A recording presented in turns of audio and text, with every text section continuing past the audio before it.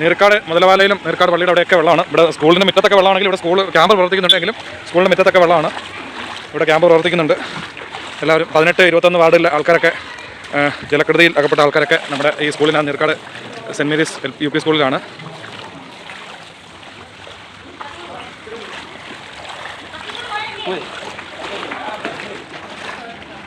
Okay, അവിടെ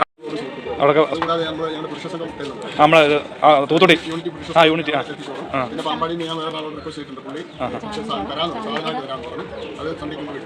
ഓ ശരി okay. ഓ ശരി ഓക്കെ.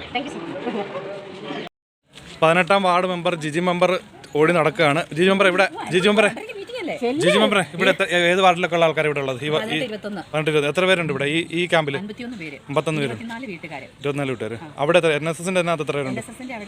8 പേര്. ജോയിച്ചേട്ടൻ ഒന്ന് അന്വേഷിക്കണം. അവിടെ ജോയിച്ചേട്ടൻ ഇങ്ങോട്ട് വരാൻ പറ്റുന്നില്ല. ഓക്കെ.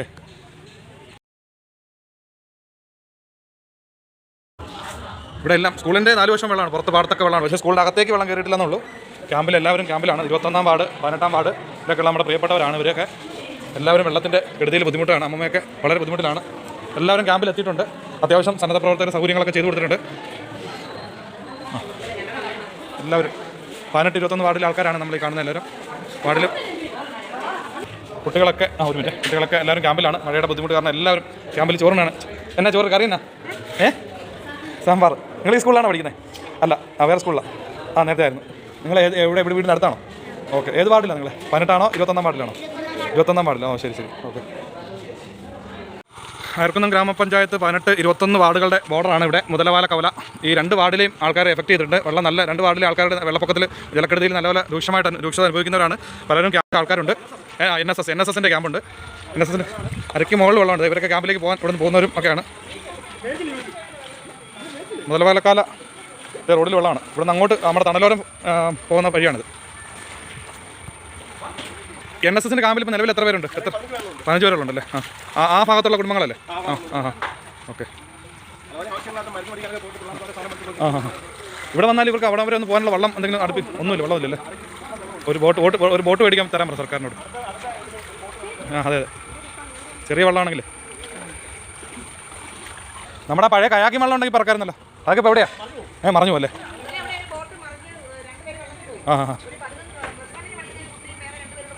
ഓഹോ.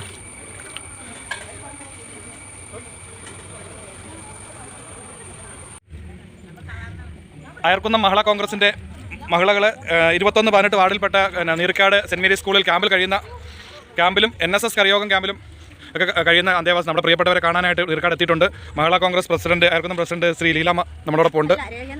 നിങ്ങൾ ഏതൊക്കെ ക്യാമ്പിൽ ഇപ്പോൾ പോയി? എവിടെയൊക്കെ പോയിട്ടുണ്ട്? ഗവൺമെൻറ് LPS ആയിരുന്നു. ഇപ്പോൾ നീർക്കാട്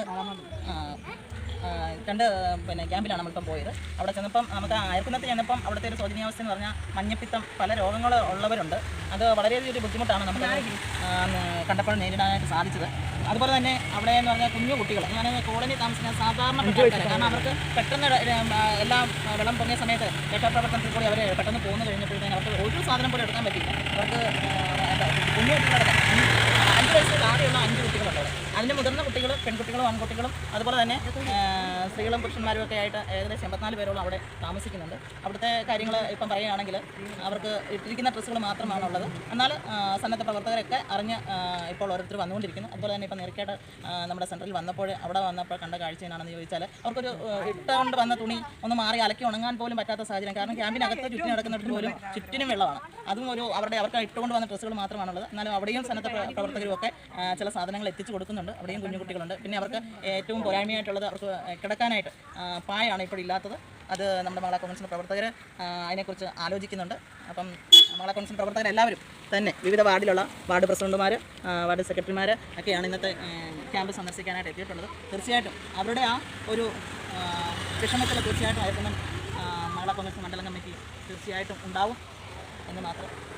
പിന്നെ നിങ്ങൾ ഏതൊക്കെ ക്യാമ്പിൽ പോയി പറഞ്ഞു? ഇവിടെ വന്നു. NSS കരയോഗത്തിൽ 15 വീട്ടുകാരുണ്ട്. അവിടെ പോകുന്നു. അതെ. ബിന്ദുട്ടോണിയുടെ കമ്പനി മൂടിക്കിടക്കുക ഇവിടെ.